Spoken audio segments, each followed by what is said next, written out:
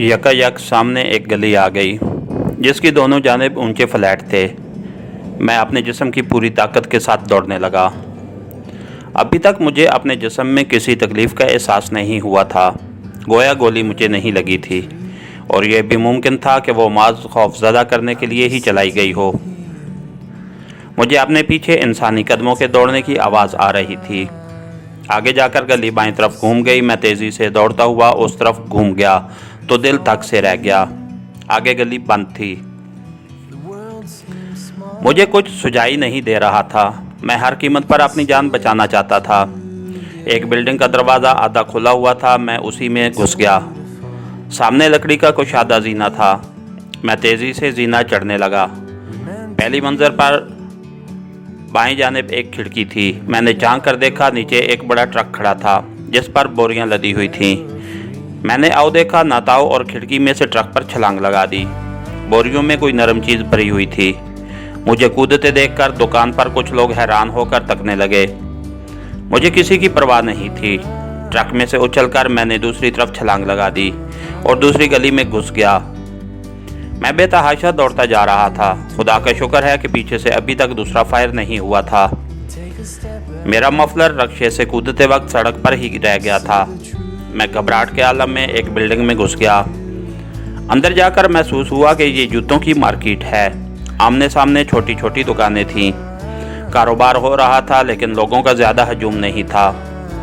मुझ पर अब भी खौफ तारी था। जो भारतीय इंटेलिजेंस का आदमी मेरा पीछा कर रहा था उसकी गोली किसी वक्त भी मेरी पीठ में पेवस्त हो सकती थी। कुछ दुकानदारों ने हैरत से मुझे भागते हुए देखा। बदकिस्मती से ये मार्केट आगे जाकर बंद हो जाती थी। अब सिवाय उसके कोई चारा ना था कि किसी दुकान में घुस जाऊं। चुनांचे मैं आखिरी दुकान में घुस गया। यहाँ दराज का आदमी जूतों के डब्बों की अलमारी में लगा हुआ यहाँ दराज का आदमी जूतों के डब्बों को अलमारी में लगा रहा था। मैं उसके करीब से फलांग कर अंदर के दरवाजे का पर्दा उठाकर भागा तो उसके हाथ से डब्बा छूट गया। दुकान में घुसते ही मेरी नज़र गैर इरादी तौर पर दीवार पर लगे खाना काबा के एक कतए पर पड़ी थी। साफ ज़ाहिर था कि यह दुकान किसी मुसलमान की है। दुकान के पीछे एक तंग कमरा था जिसमें चारपाई बिछी हुई थी। मेरे पीछे पीछे दुकान का मालिक भी अंदर आ गया। वो फटी फटी आंखों से मुझे तकने लगा। कौन हो तुम?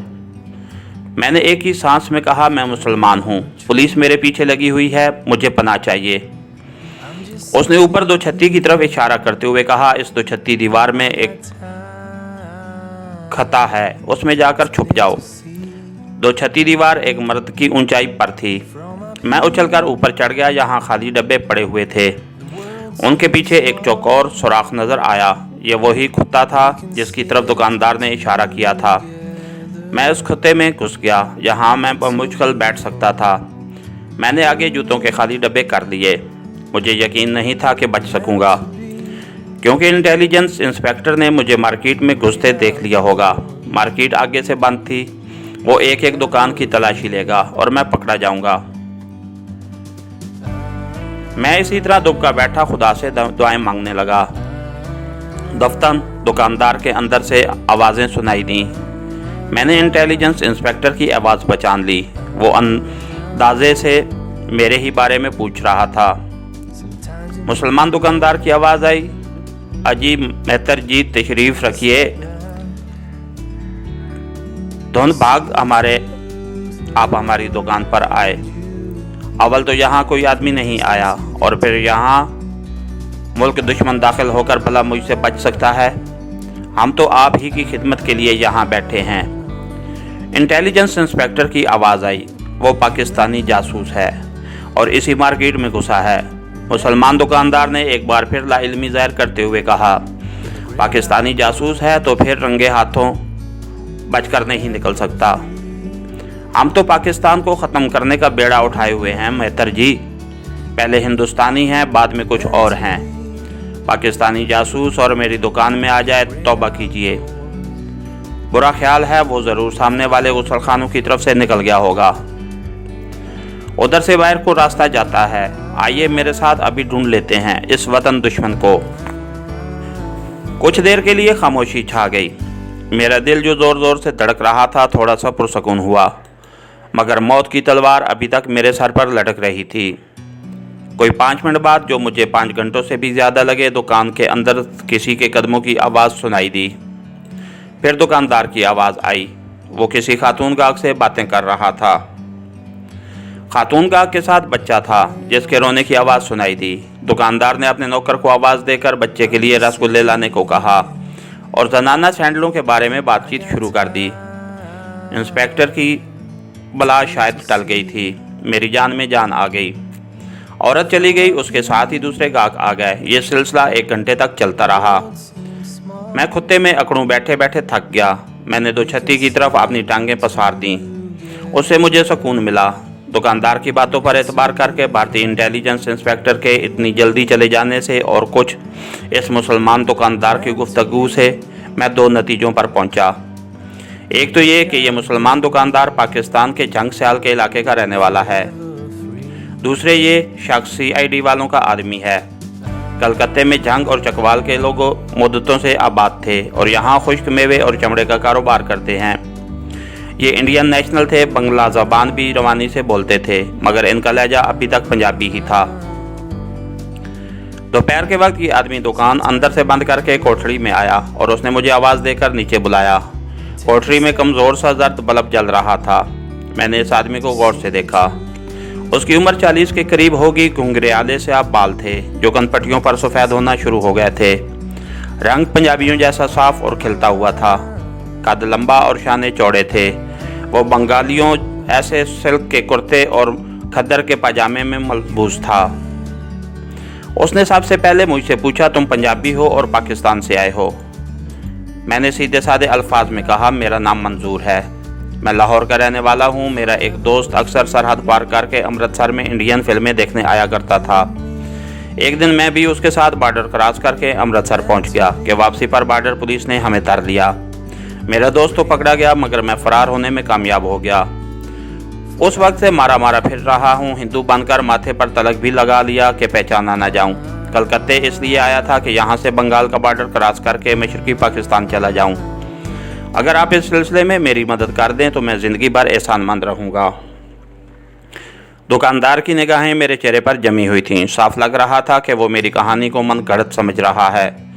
उसने टफन कैरियर खोला, अपने साथ खाना खिलाया और बताया कि इंटेलिजेंस इंस्पेक्टर को उसने बड़ी मुश्किल से टाला है। मैंने फिर शुक्रिया अदा किया और कहा कि खुदा उसे उसका अजर देगा।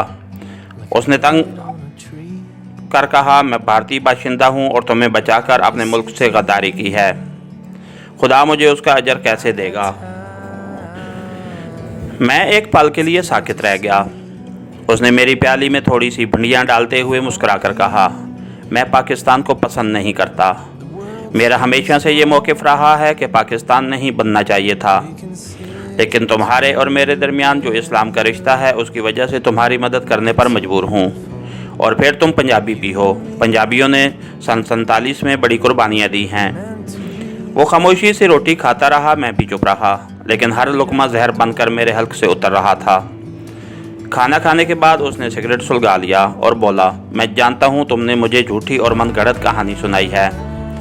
तुम्हें पाकिस्तान से यहाँ गड़बड़ करने के लिए भेजा गया है। भारत का वफादार शहरी होने के नाते ये कभी गवारा नहीं कर सकता, लेकिन मैं तुम्हें इंडियन पुलिस के हवाले भी नहीं करूँगा। अगर तुम वादा करो कि यहाँ किसी किस्म की तकरीबी कार्रवाई किए बगैर मशरकी पाकिस्तान की तरफ निकल जाओगे तो मैं तुम्हारी मदद कर सकता हूँ। आखिर CID का आदमी था। उसने मेरे बुशरे और बातों से ठीक अंदाज़ा लगा लिया था, मगर इस्लाम के अटूट रिश्ते ने मेरी जान बचा ली थी। मैंने सिर्फ इतना कहा कि मैं वादा करता हूँ कि वैसा ही करूँगा जैसा वो कह रहा है। हकीकत ये थी कि मैं खुद भी वहाँ से मशरकी पाकिस्तान फ़रार हो जाना चाहता था। अगरचे इस वक्त मशरकी पाकिस्तान की सियासी फ़िज़ा बेहद ख़राब थी, लेकिन वो पाकिस्तान तो था और वहाँ से मैं आसानी से लाहौर जा सकता था। जंग सियाल के इस मुसलमान दुकानदार का नाम शेख अहमद बख्श था। दोपहर के वक्त वो नौकर को दुकान पर बिठाकर घर गया और वापसी पर उसकी टोकरी में एक जनाना बुरका था। जब शाम गहरी हो गई तो उसने मुझे बुरका पहनाया और कहा, दुकान से निकलकर मेरे पीछे पीछे चले आना। میں نے برقع پہن لیا، میرے جوتے بھی اس نے بدلوا دیے۔ میں نے 100 روپے کے 2 پاکستانی نوٹ اور مشرقی پاکستان کی سرحد کا چھوٹا سا نقشہ بڑی ہوشیاری سے باتھ روم میں جا کر پہلے ہی نکال لیا تھا۔ میں زنانہ سینڈل اور برقع پہن کر دکان سے نکل آیا۔ احمد بخش میرے آگے آگے چل رہا تھا۔ بازار میں کافی رونق تھی۔ نقاب کی جالی سے میں نے نظر اپنے محسن پر لگا رکھی تھی اور اس کے پیچھے پیچھے چل رہا تھا۔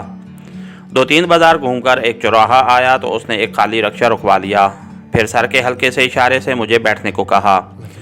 رکشہ ہم دونوں کو لے کر کئی بازاروں میں سے گزرتا لوئر چت پور روڈ کی ایک پرانی مگر بہت بڑی بلڈنگ کے پھاٹک میں داخل ہو گیا۔ بلڈنگ کے اندر ایک کشادہ صحن تھا جہاں دیوار کے ساتھ پانی کے نل لگے تھے۔ اس کے نیچے باہر والی دکانوں کے 2 نوکر برتن دھو رہے تھے۔ رکشے سے اتر کر ہم پہلو والی تنگ سیڑھیاں چڑھ کر دوسری منزل کے ایک فلیٹ میں پہنچ گئے۔ شاید اس نے اپنی بیوی کو سب کچھ بتا رکھا تھا۔ اس نے مجھے برقعے میں دیکھ کر کسی قسم کی حیرت ظاہر نہیں کی۔ رات کے کھانے کے بعد احمد بخش مجھے وہاں سے نکال کر اس علاقے کی مسجد ناخدا کے قریب ایک خالی فلیٹ میں لے گیا اور مجھے ہدایت کی کہ میں وہاں سے ہرگز باہر قدم رکھنے کی کوشش نہ کروں۔ یہاں دیوار کے ساتھ ایک جانب جوتوں کے ڈبوں کا انبار لگا ہوا تھا۔ اس نے الماری میں سے چادر نکال کر فرش پر بچھا دی اور تکیہ بھی لگا دیا۔ تم یہاں آرام کرو اور دروازہ اندر سے بند کر لینا۔ میں بھی باہر سے تالا لگا دوں گا، خبردار بتی روشن نہ کرنا، میں صبح آؤں گا۔ میرے پاس پانی کی ایک بوتل اور سگریٹ کا ایک پیکٹ چھوڑ کر وہ چلا گیا۔ ساری رات مچھروں نے مجھے سونے نہ دیا۔ اندھیرے میں بیٹھا سگریٹ پھونکتا رہا۔ کسی وقت تھوڑی دیر کو آنکھ لگتی تو مچھر کاٹ کر جگا دیتے۔ علی صبح مسجد ناخدا سے اذان کی آواز آئی، پھر باہر سے کوئی تالا کھولنے لگا۔ میں چوکس ہو گیا۔ دروازہ کھلا اور میرا محسن اندر آ گیا اور میرے لیے ناشتہ لایا تھا۔ اس نے بتایا کہ میرے نکلنے کا بندوبست کر دیا ہے۔ آج رات 2 بجے قمردین نامی ایک آدمی آئے گا، وہ میرا خاص آدمی ہے۔ میں نے اسے سب کچھ بتا دیا ہے، وہ تمہیں سرحد پار کرا دے گا۔ میں خاموش رہا۔ شیخ احمد بخش نے جیب سے بٹوا نکالا، اس میں سے پاکستانی کرنسی کے 100 کے 5 نوٹ نکال کر مجھے دیے اور کہا، میں ایک معمولی دکاندار ہوں، اس سے زیادہ تمہاری مدد نہیں کر سکتا۔ برتن ٹوکری میں رکھ کر جانے لگا تو کہا، میں دوپہر کا کھانا لے کر آؤں گا۔ میں اسے ممنونیت بھری نظروں سے دیکھتا رہا۔ وہ چلا گیا۔ دوپہر کو ایک بار پھر میرے لیے کھانا لے کر آیا۔ اس نے میرے فرار کے موضوع پر کوئی بات نہ کی، بس ادھر ادھر کی باتیں کرتا رہا۔ رات کے کھانے کے بعد اس نے سیفٹی ریزر دیا اور کہا کہ شیو کر لینا۔ میری داڑھی کافی بڑھ آئی تھی۔ پھر مجھ سے بغل گیر ہوا اور رات کے 2 بجے تیار رہنے کی تاکید کر کے چلا گیا۔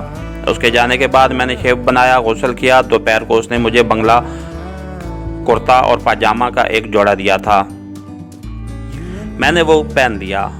مشرقی پاکستان کے نقشے کی اب مجھے ضرورت نہ تھی، ویسے بھی یہ مجھے جاسوسی کے الزام میں پکڑوا سکتا تھا۔ میں نے نقشے کو پھاڑ کر باتھ روم میں پھینک دیا۔ 700 روپے کے پاکستانی کرنسی نوٹ طے کر کے جیب میں رکھے اور سگریٹ سلگا کر رات گہری ہونے کا انتظار کرنے لگا۔ وقت بڑی مشکل سے گزر رہا تھا جب میری گھڑی کی سوئی نے ٹھیک رات کے 2 بجائے۔ دروازے کے تالے میں چابی گھومی، میرے کان کھڑے ہو گئے۔ میں نے آہستہ سے پوچھا، کون ہے؟ دوسری طرف سے پرسکون بھاری آواز آئی، قمردین۔ اس کے ساتھ ہی ہماری آج کی ایپیسوڈ کا اختتام ہوا۔ کہانی گار چینل کو لائک کیجئے، سبسکرائب کیجئے اور بیل آئیکن کو پریس کر دیجئے تاکہ ہر آنے والی نئی ویڈیو آپ تک بر وقت پہنچ سکے۔ شکریہ۔